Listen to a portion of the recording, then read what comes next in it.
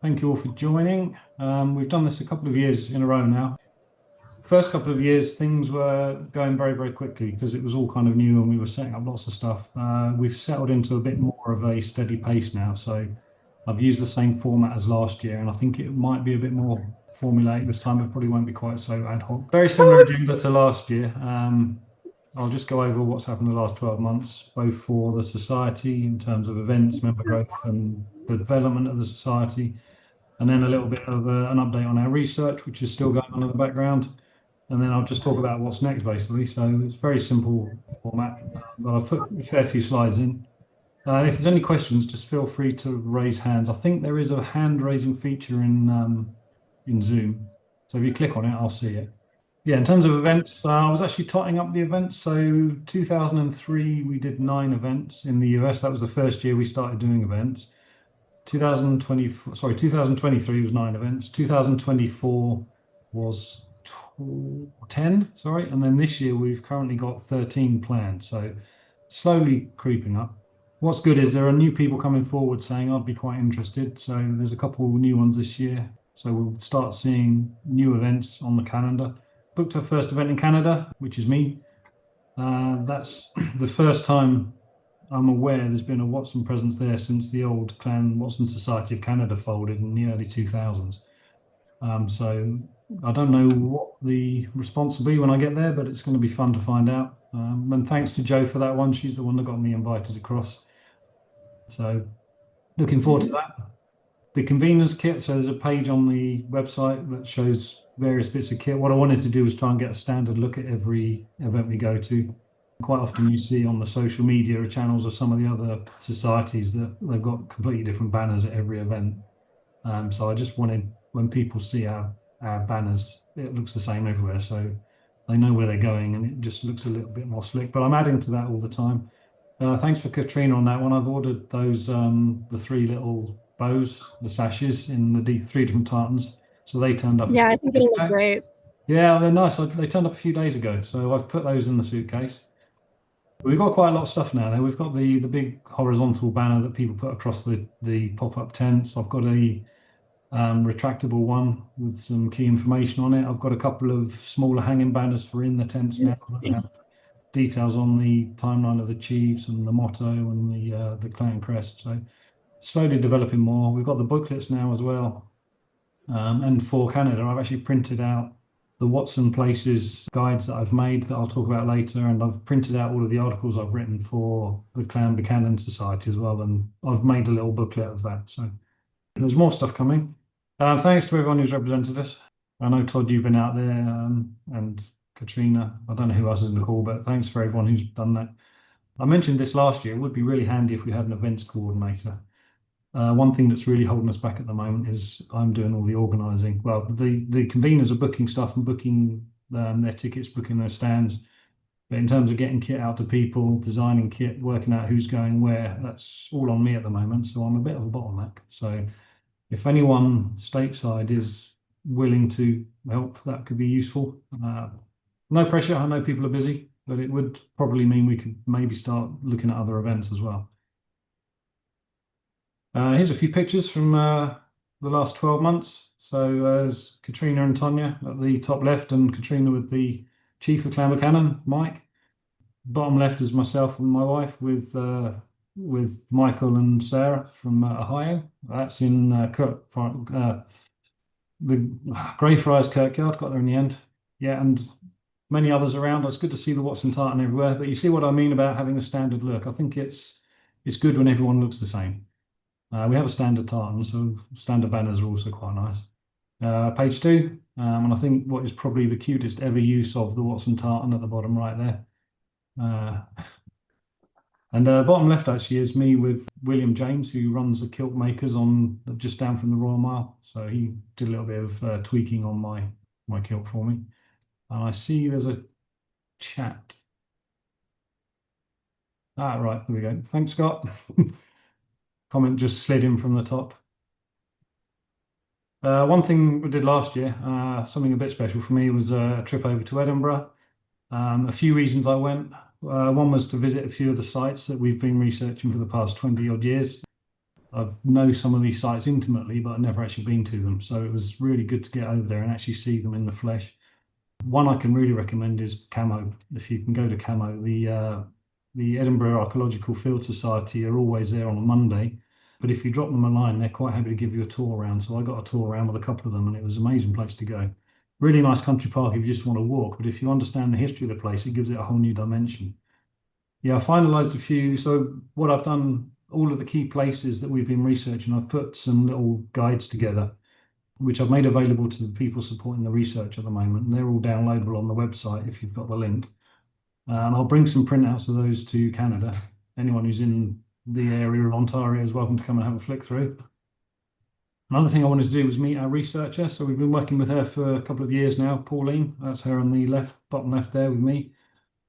She's been doing some great work digging through. One thing we can't do is dig through the files that the Earl of Morton has got stored in the records office. So the Earl of Morton is the descendant of the chiefs of the Watsons, and all of their paperwork is in his possession, but it's stored in the records office. So Pauline's been digging through all of that and digitizing as much as she can. I'm glad she's on the case because it's not being stored in ideal conditions, so a lot of it's deteriorating quite quickly.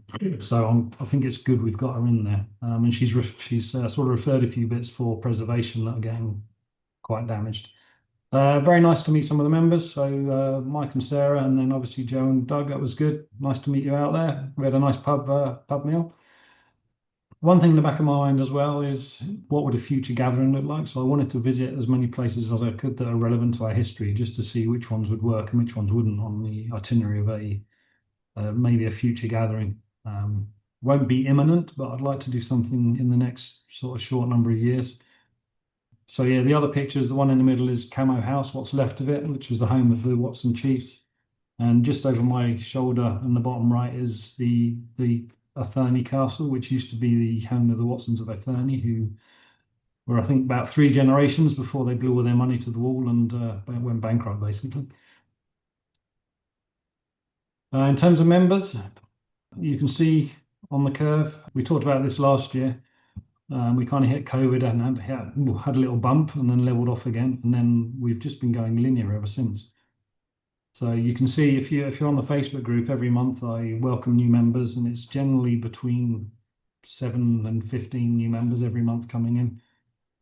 In the early days, we would see people bleeding away. So every month or 2 months, 1 or 2 people would bleed away, but that hasn't happened for a long time. Nobody's actually left the Facebook group for a while. So as of about 10 minutes ago, we're up to 597 members on the Facebook group. On the website, there's 46 people who are members on that but aren't on Facebook, so I count them. So that's 643 now we've got total members.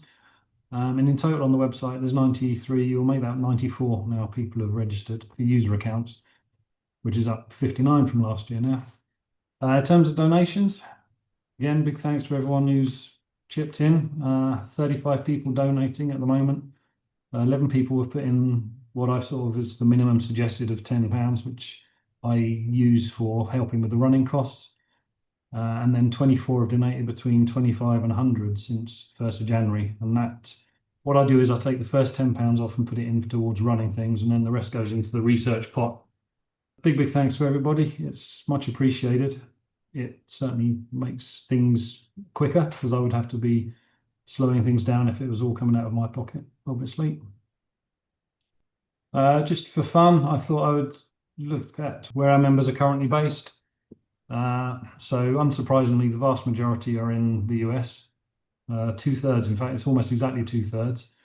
But we do actually have members in 25 countries across the world, everywhere from sort of South America through to Australia, New Zealand, some in Europe, even sort of Eastern Europe.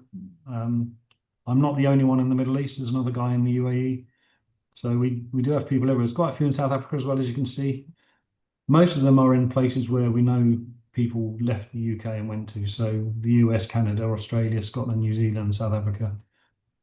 3 in Northern Ireland, which is not many, because we know a lot of Watsons went to Northern Ireland. But yeah, numbers are going up, and they're going up across the globe. With some of these numbers, I'm hoping that we can start to see the beginnings of some sort of regional chapters at some point. I presume we'll hit a critical mass in some of these areas, and we'll get people actually starting to meet up and hopefully semi-organising themselves. In terms of budget, we've already exceeded £1,000 donations for the first time this year. That's other people apart from myself. And it's still halfway through the year.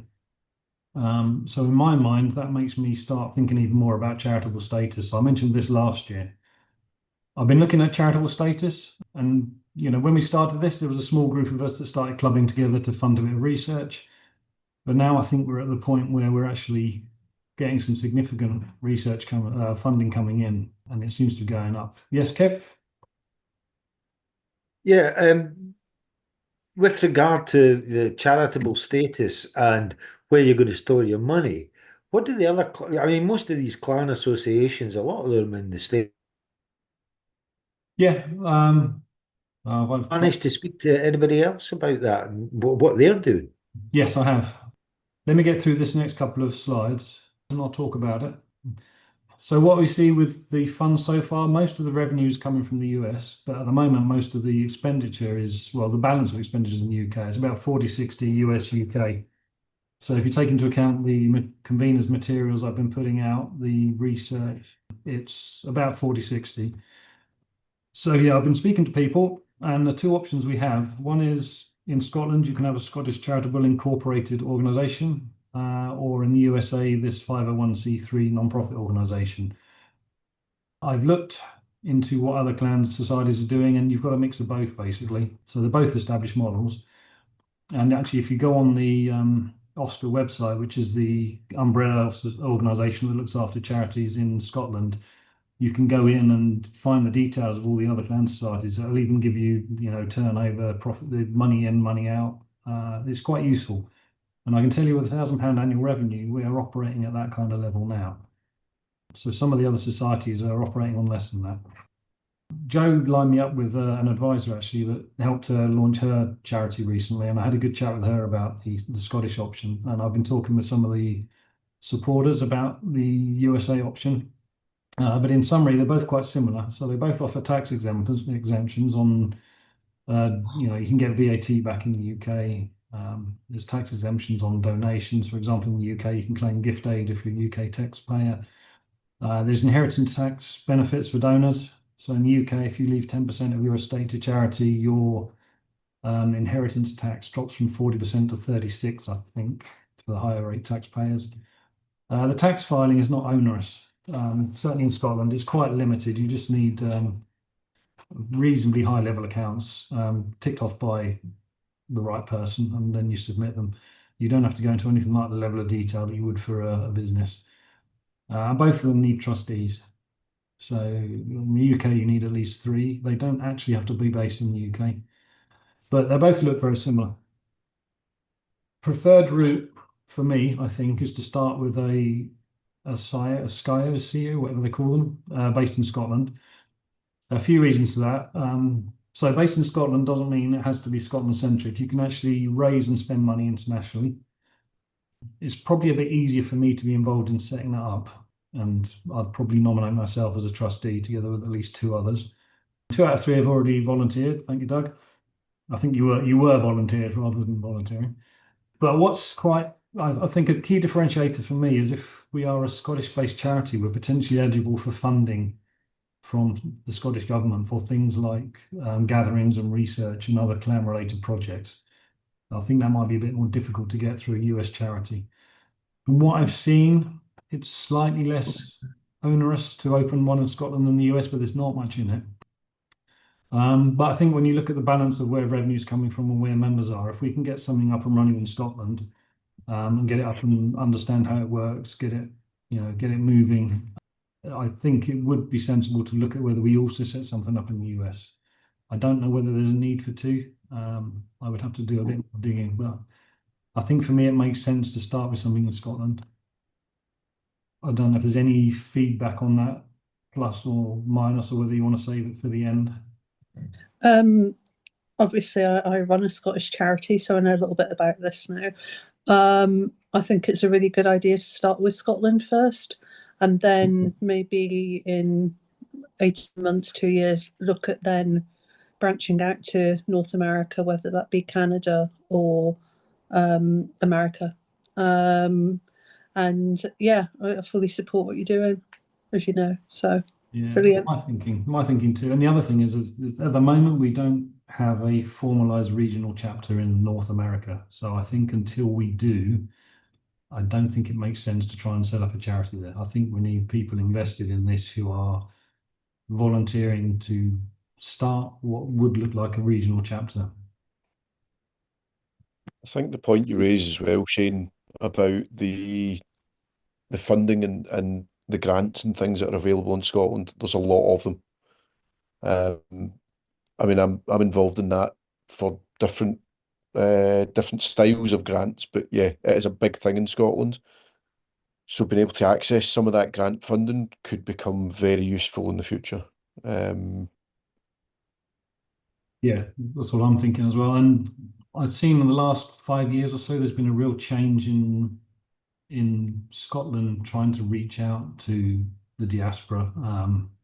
The Lord Lyon, the Standing Council of Scottish Chiefs, they're really starting to become a bit more integrated, I think, from what I see, to look at reaching out, and I wouldn't call it spreading the word, but trying to spread an appreciation of Scottish culture into the regions where they have, these people already implanted for several generations. I'm seeing a lot of willingness to support anything that helps with that. So I think it's a good time to be trying to leverage some of that. It's, I don't know, a friend of mine, Bruce Fumi, he does a lot of it. He's a YouTuber and he goes around a lot of these Highland Games in Canada and in the diaspora. And he points out that over there they have all of these stands for all of the various clans, which is not something that they've got in the Highland Games in Scotland. It's very rare to find them.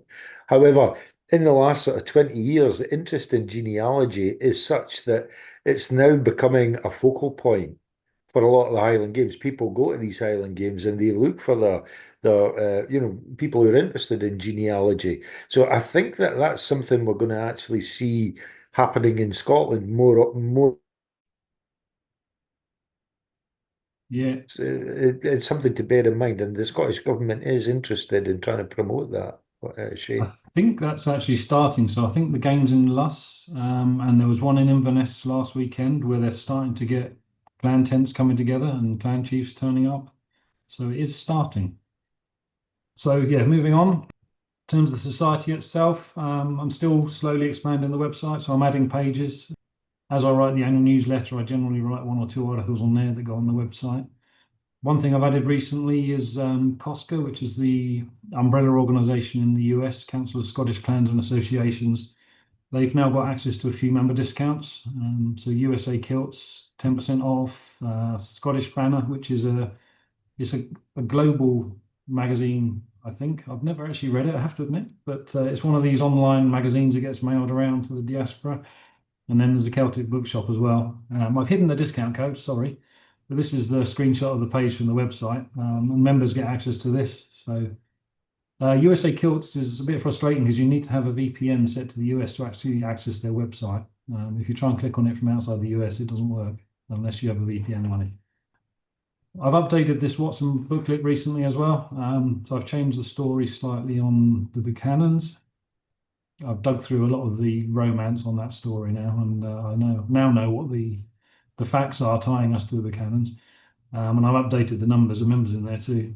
One thing recently, I've actually been working with Katrina for the next Pleasanton Games to get some T-shirts out, and Vistaprint, who I use for all the banners, have now started doing some decent T-shirts actually. And there's a supplier called Gildan that make these cotton T-shirts that I was using out of the UK supplier, but now Vistaprint have started doing them as well. So I've knocked up a few and sent them over to Katrina, and they seem to have come out all right. Now, they're not cheaper, but obviously you don't have the shipping. So I do now have somewhere in the US I can print T-shirts off, and they seem to have come out okay. What I'm going to try next is an embroidered polo from them, because that's really hard to get embroidery done in multiple colors, especially when it's something like a clan logo, because you have to strip out a lot of the detail. But I'm working on it. I can see a message coming from Joe.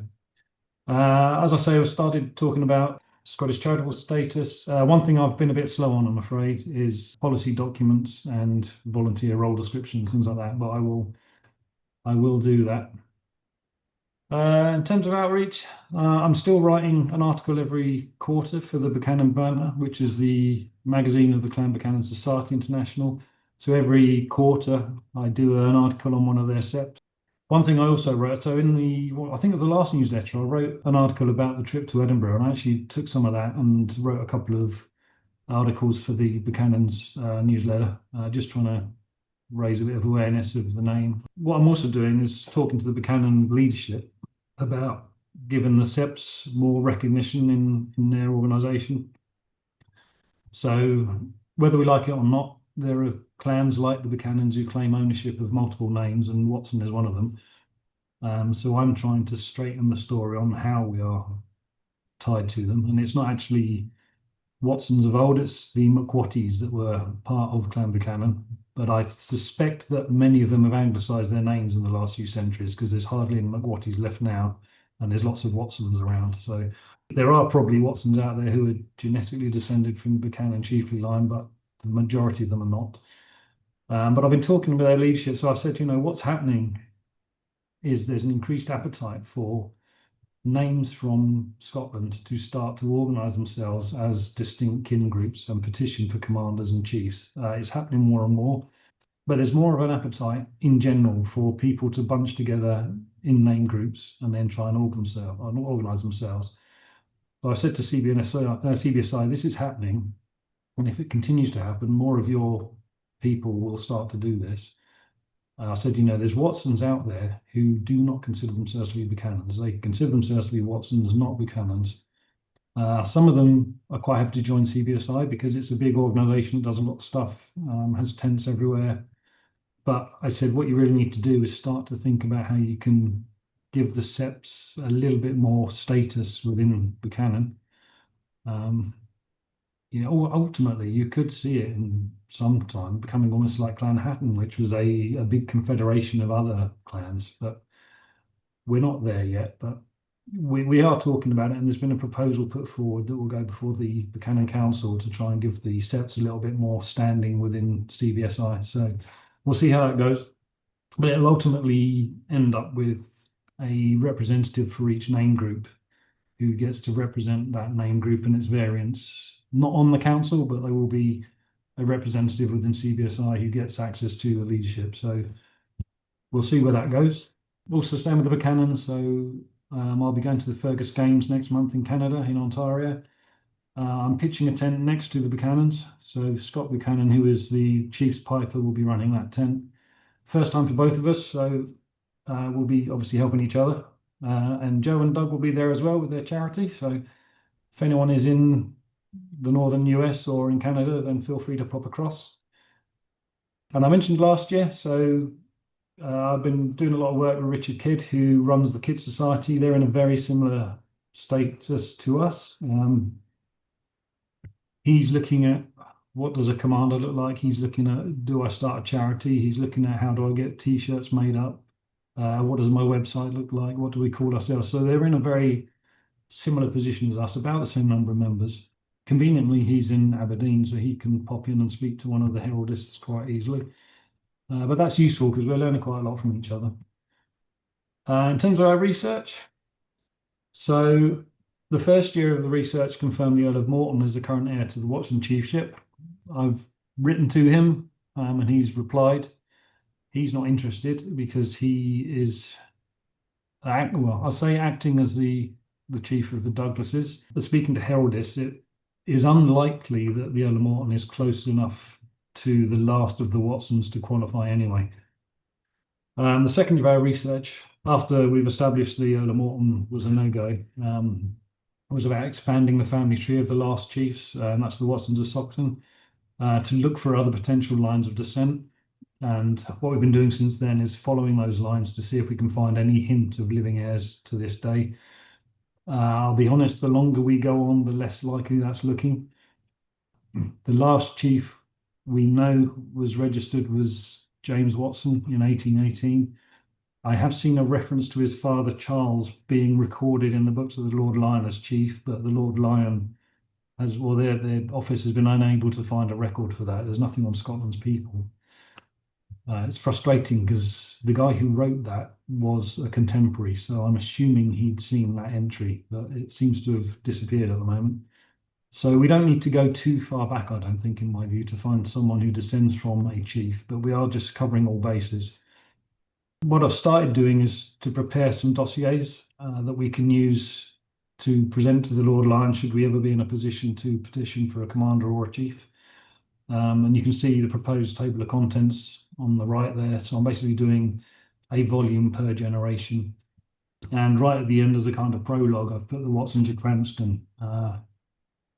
There is, well, I think it's the family fable of the Watsons of Stockton, is that they were descended from the Watsons of Cranston, but we've not found any documentary evidence of that.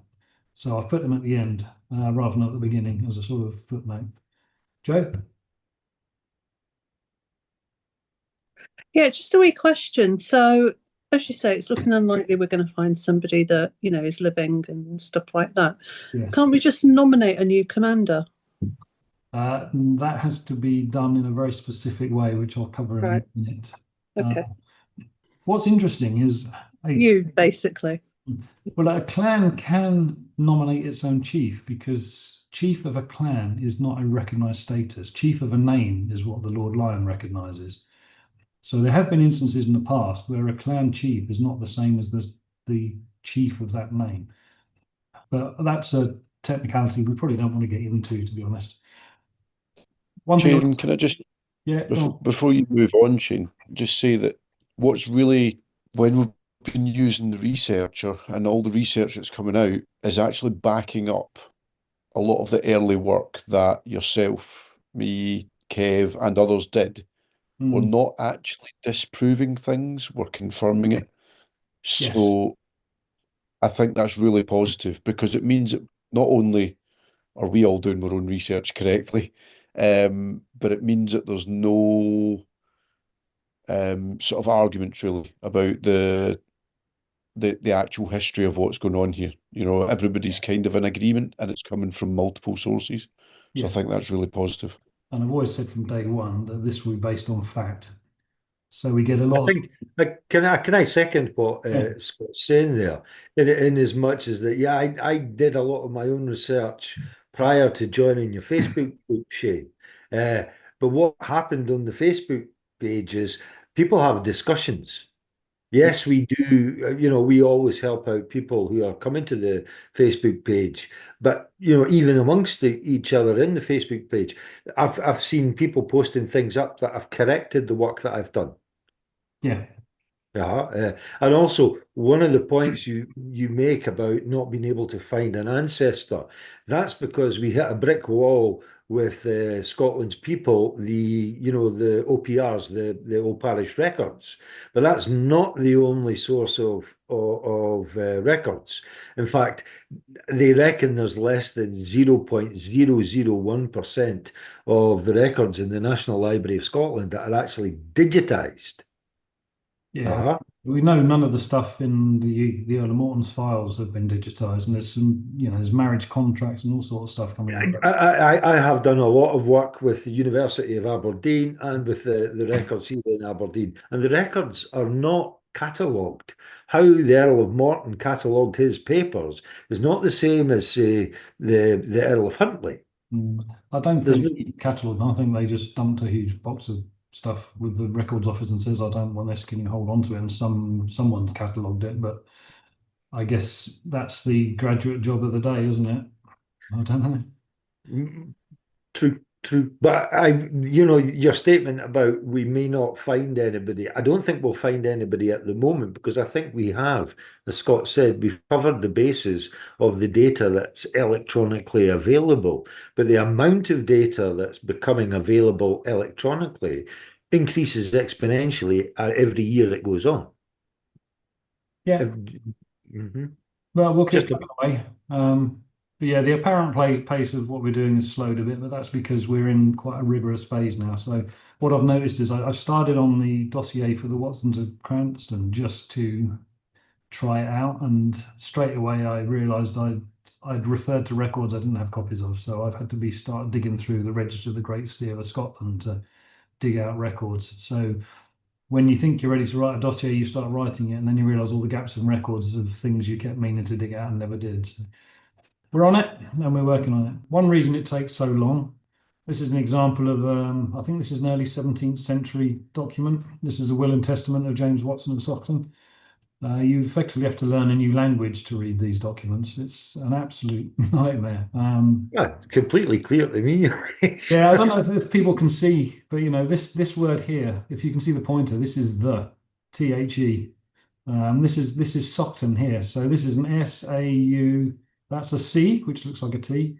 There's an HTOUN. So you have to learn a new alphabet as well as learning Old Scots to be able to read these things. So that's one reason it's taking an extremely long time, is just trying to plow through these documents and understand what they say. But we're getting there. Just one thing about last wills and testaments. Yeah.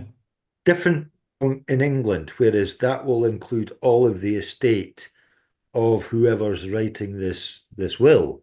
In Scotland, only if you could see that, the testament and testamentaire, an inventory of the goods and gear, and sums of money, sums of debt pertaining to the umquil. Wills only deal with movable goods in Scotland. They don't deal with estates. No. You have to go to the registry of seizings Mm. to get that. And it's very, very difficult to get access to them. Yes. Right.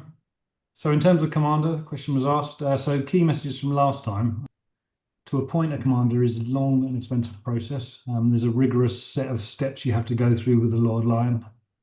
It's recommended to approach the Lord Lion through a qualified intermediary because they know exactly what to do and say. One thing that's made very clear to me was there's a big difference between a clan society and a clan when it comes to supporting the appointment for a chief or commander. It's a subtle distinction, but it is there. And it's not something to go into in detail on this, but there is a bit of a difference. But the key thing is everything you'd need to do to get a commander in place is what we're doing anyway. So we're building an engaged member base across the globe. And researching our history, and that is what you need to do. The job of a commander basically is to rebuild the clan and to do everything he can to find an heir for the chieftainship.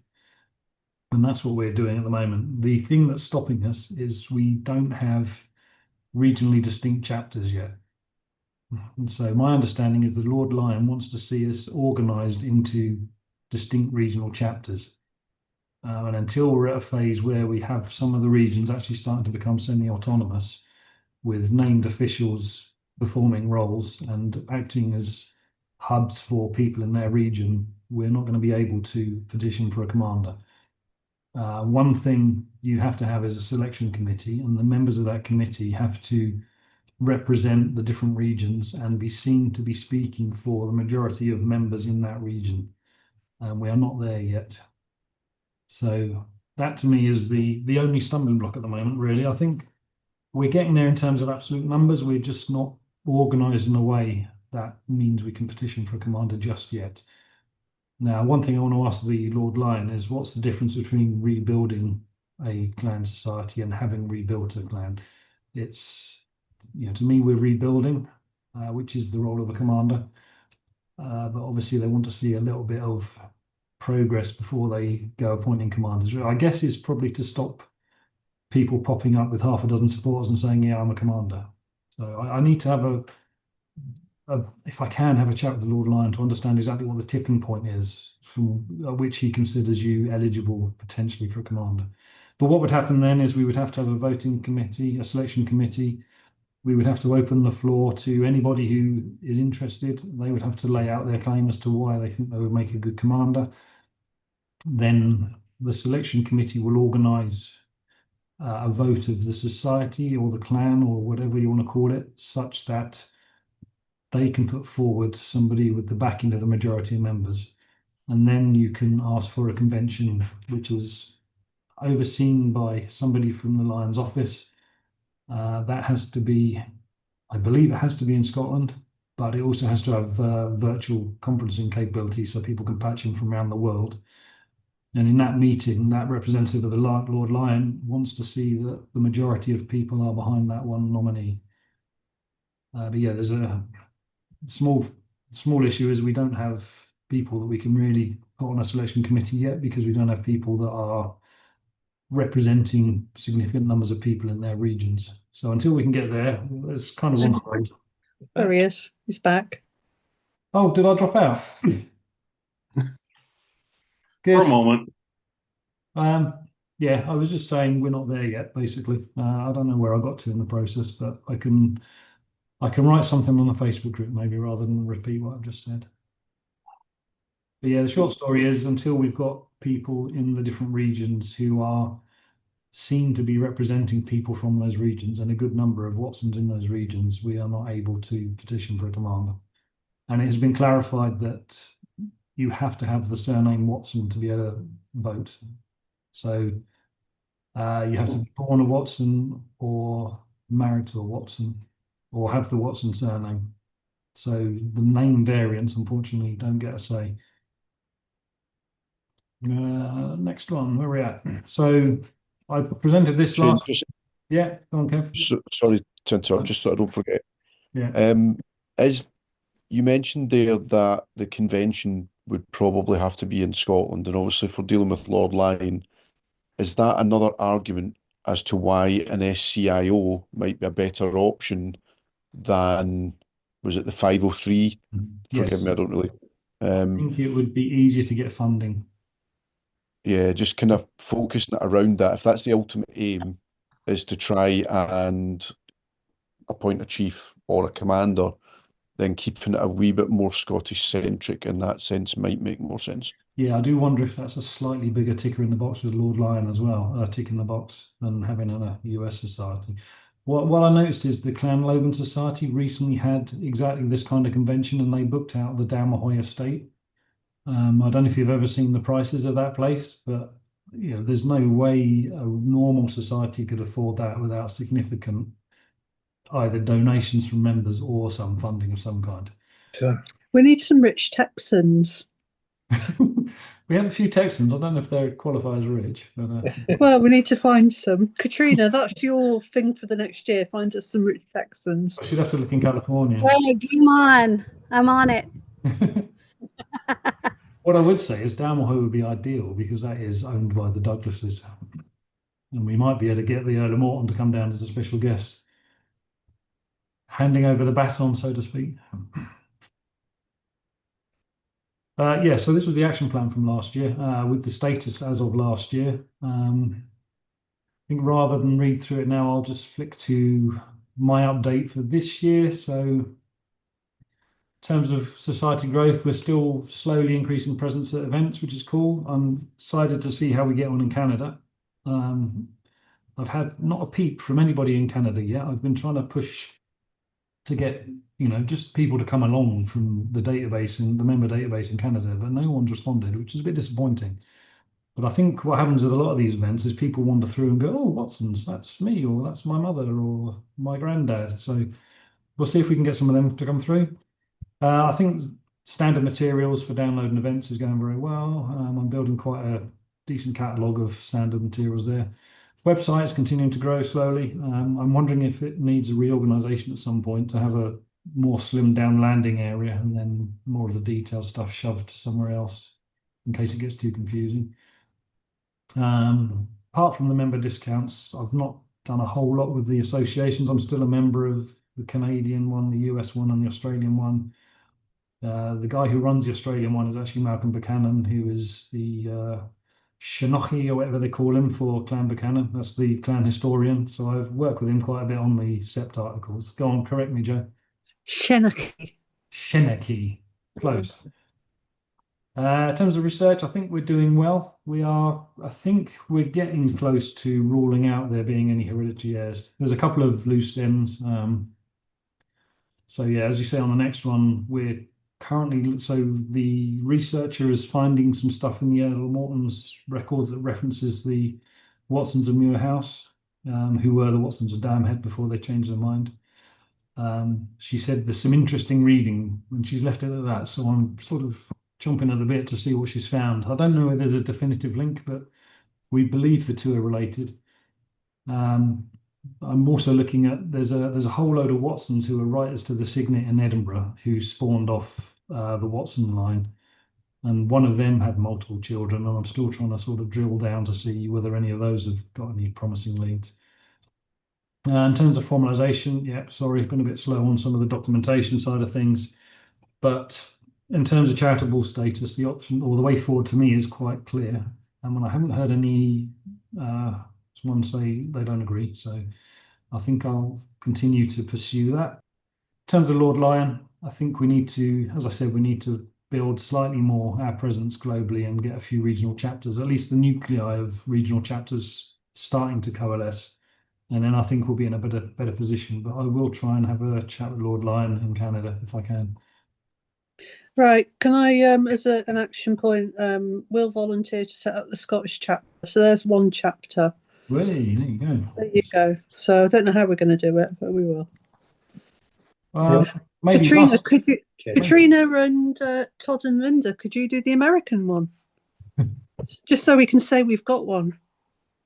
I'm certainly up for helping however I can. I am not knowledgeable in this area at all, so any help would be great, but I am willing to help whatever I can do. I was going to ask Shane, would it benefit us to join Casca as individuals here in the States, especially? You know, I'm like Katrina, I can help out and do whatever I can do here stateside and move forward, but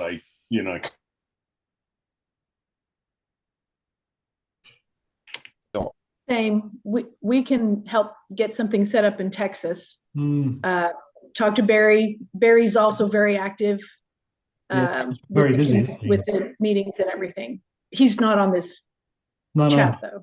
I think one thing to remember is that getting things set up is usually a different role from long-term running of things as well. So the fact that everybody's on this call at the moment suggests that, you know, there's that interest and that commitment. It doesn't need to be a commitment for the next 20 years running the clan, the regional clan groups.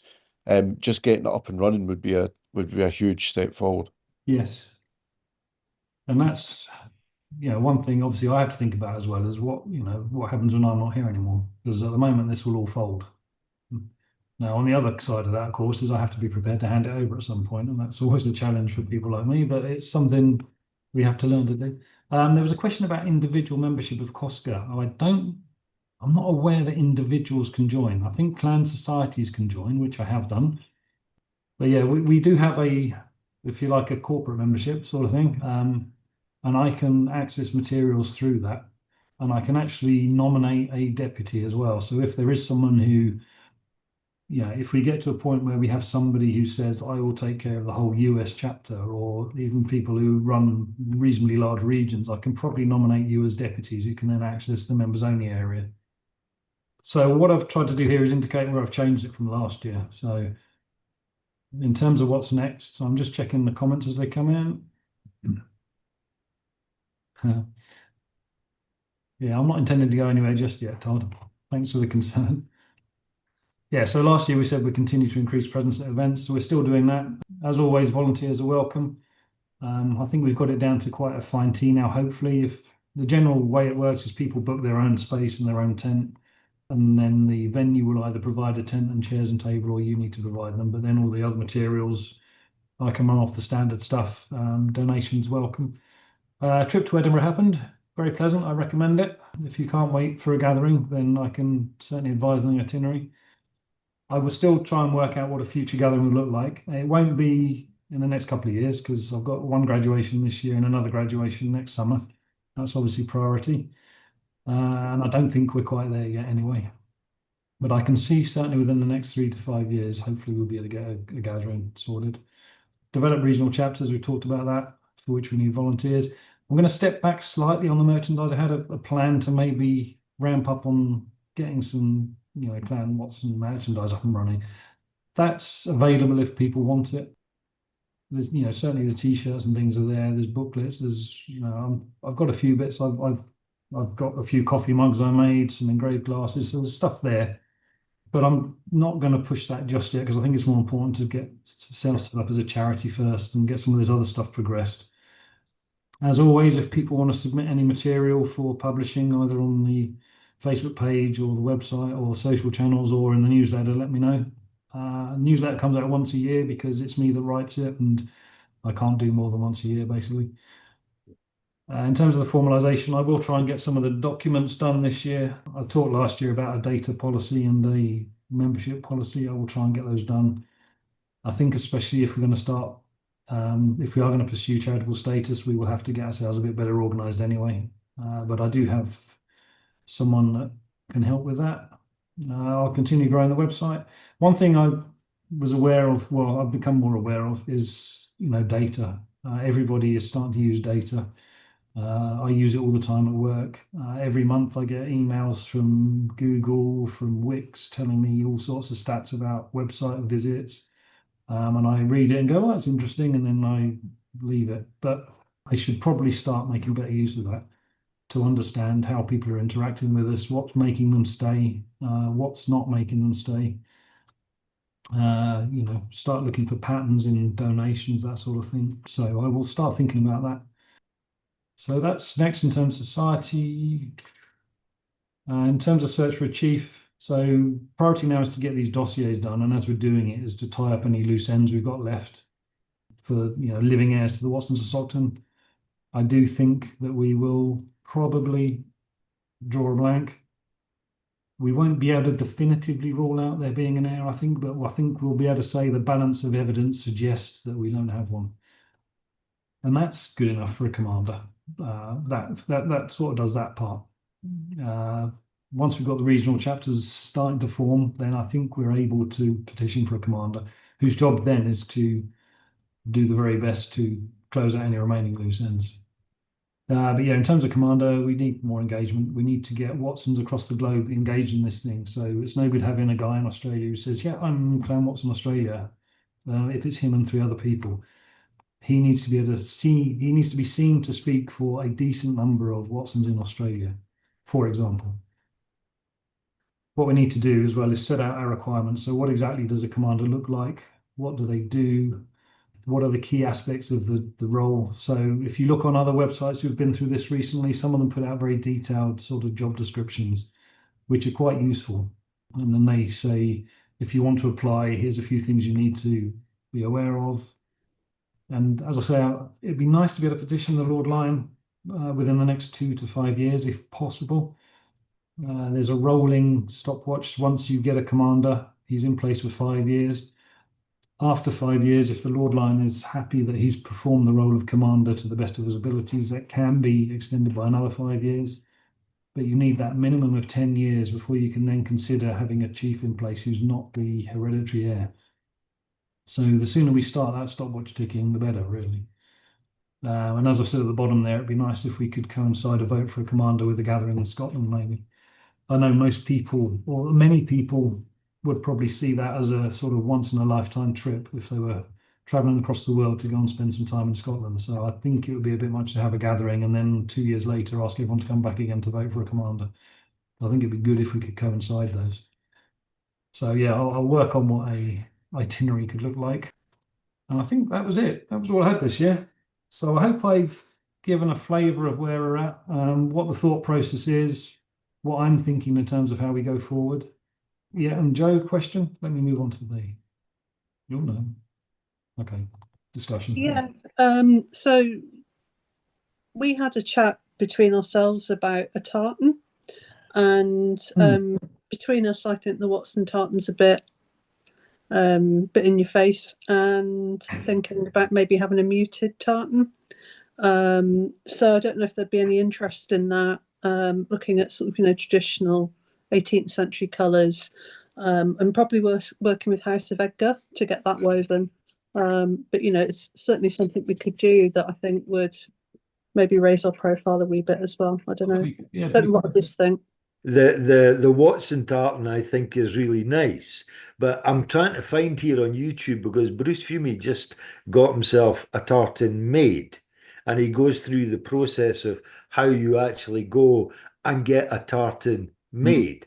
If you type in Scotland history tours and have a look at his latest video, he's actually gone there and he's actually made a tartan. But yeah, I think that the Watson tartan you've got, it could be nicer. There can be variations on it, but it's a lot better than some of the other. I mean, yeah, go on, Joe. Just so you know, Kev, I've done this a few times. all right, okay. And I weave, so. She just bought herself a loom as well that she's dying to use.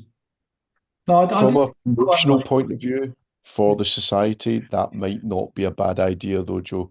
I mean, we've got a gin distillery on the island here in Scotland that have got a different tartan for every bottle of gin that they produce. From a PR point of view, and it can be a very positive thing. So it could be that it becomes a Watson Society tartan rather than a Watson tartan, if that makes sense.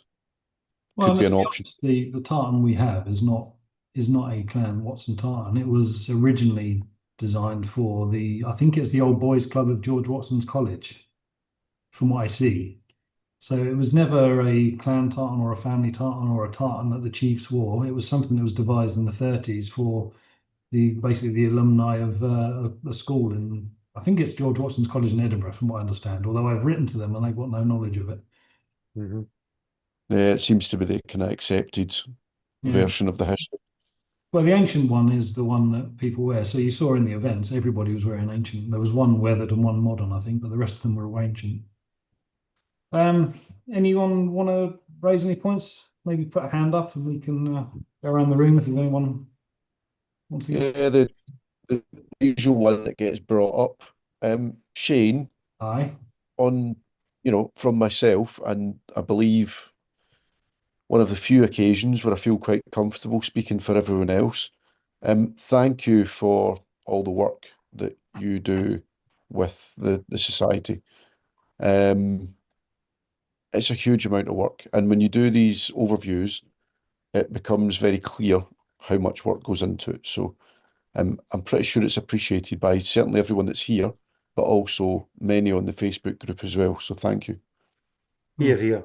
It is almost a second job sometimes. Lots of work. Many thank yous. And thanks for standing up for us at Pleasanton. I was very impressed with the stall last year. Yeah, representing California. And so that's no walk in the park either, huh? Especially the first time. Well, it's hot. They do it at a time of year when it's super hot. It's like 100 degrees. I'm expecting Canada to be quite warm as well.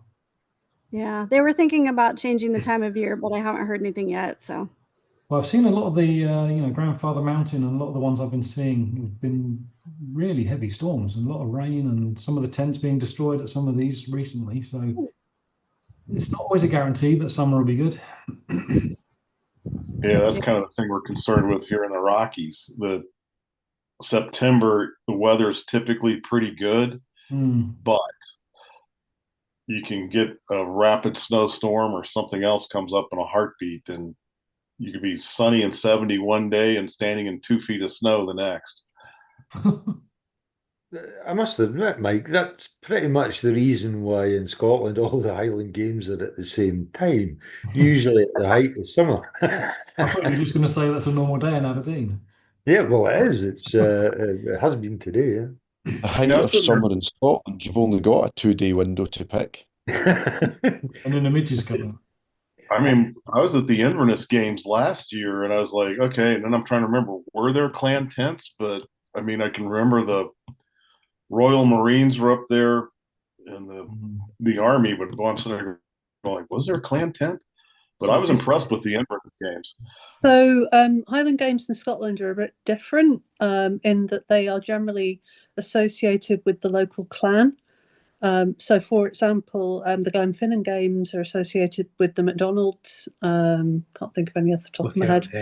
Loughlin Heads, McGregor's, and stuff like that. Whereas in America, the Highland Games are more about, sort of a gathering of clans. Whereas in Scotland, that's not really the case. Yeah, in Scotland, there'll be different, possibly a couple of clan chiefs invited. So they'll have representation, but it's not a representation of the Scottish diaspora. It's just the local clan.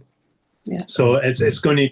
It was said earlier on. These things are changing because there's much more tourism, much more people coming and looking for a presence. But it's going to take a long time, and it'll take active change. It won't just happen. It'll need to be people putting pressure on to say, I'd like to be represented at these games for it to change in Scotland, but it's very different to the rest of the world.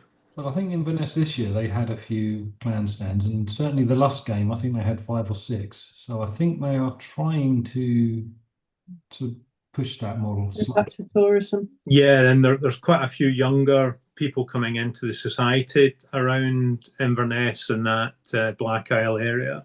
So I think they're going to be the ones driving change. Okay. I think that ties in with one of the you were talking about data crunching or data mining for what it is that people are asking for. Generally, when people come onto the Facebook page, and certainly on some of the other societies I'm on, I get more and more people coming in asking about the genetics, which is not something I'm particularly switched on with, although my wife, Julie, is a geneticist. But if I seem to remember rightly, is it not Mike? He's quite switched on with the genetics, are you not, Mike? It's William. It's William. Yeah. William is. I've done my part going through Ancestry.com for my family, and I think Katrina and I found out we've got a link in there somewhere. So, but yeah, William's the one who's got the background and all the genetics. Because that's one branch of research that's only going to get bigger, and it's only going to impact more and more on research. Anybody else have anything they wanted to raise? Well, in that case, I think thank you all for tuning in. Hope you found something worthwhile. We'll carry on. If any of you are wanting to get involved in local chapters, let me know. Maybe a Scottish chapter gathering next year might be on the cards. Right, I shall clock off then. Thanks, everyone. Bye, everybody. See you. Thanks, Shane. Good to see you. Thank you. Likewise.